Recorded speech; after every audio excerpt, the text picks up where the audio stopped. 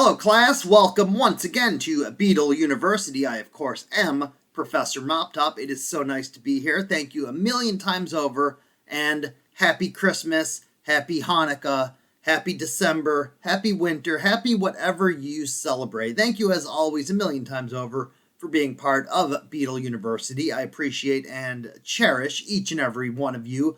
This will be the last video we're going to have of the year. I'm going to be taking my winter break. In the new year, we have more Abbey Road music to get to, and then we have a couple of other units that we're going to talk about. But that's not then.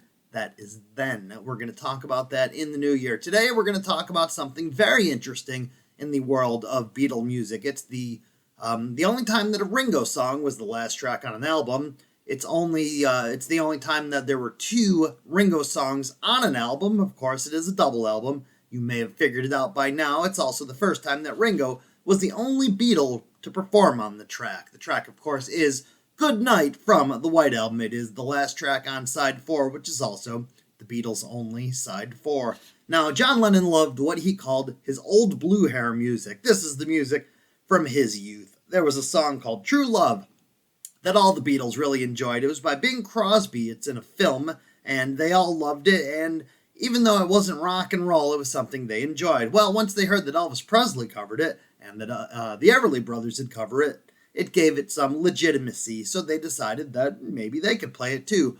Rumor has it that they used to play this song in their sets when they were playing at the Cavern Club and other clubs early in their career.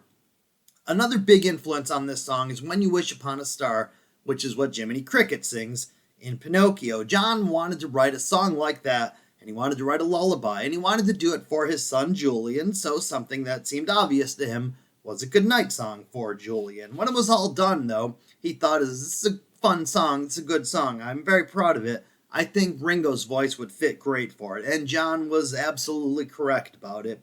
Now, in June of 1968 was when they started recording the song. The sessions had already begun for the White Album, or what would become the White Album. At this point in time, they weren't totally sure if it was going to be a double album or just your standard single album.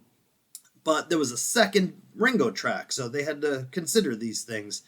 All the Beatles played nice, and they cooperated for Ringo. They had taken to heart him being upset and leaving the group for a while. When he came back, they showed him a new respect that he deserved. Now, they recorded a demo for Ringo, which was very simple, just George Martin playing the piano, and Ringo was able to learn the words at home, learn how to sing it. This was a bit more challenging than some of Ringo's other tracks. Now, George Martin played the piano, and Paul and George sang harmony vocals on this, and Ringo sang along, and then he listened to it at home, listened to it at home, listened to it at home.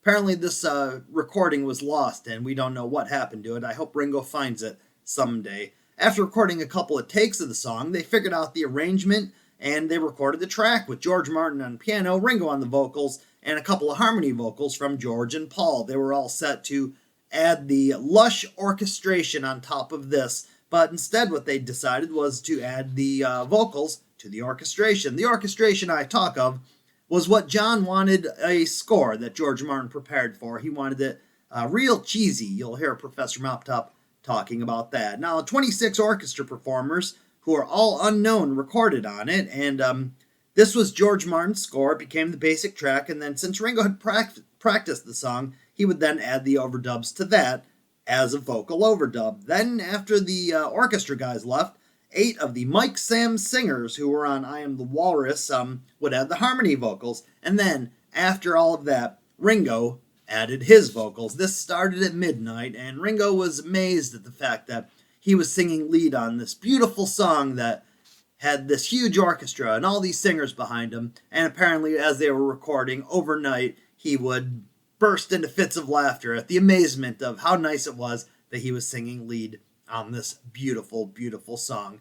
Apparently, just as he was wrapping things up, the sun was coming up as Ringo was going home for the night after he finished his wonderful contribution to the White Album. And with that, we're going to say goodnight for a year here at Beatle U. I, again, appreciate each and every one of you. Thank you a million times over for all of your help, all of your encouragement, and all of your inspiration. Whatever you are doing today, make it the best possible day that you could possibly have. Until next year, I'm Professor Moptop.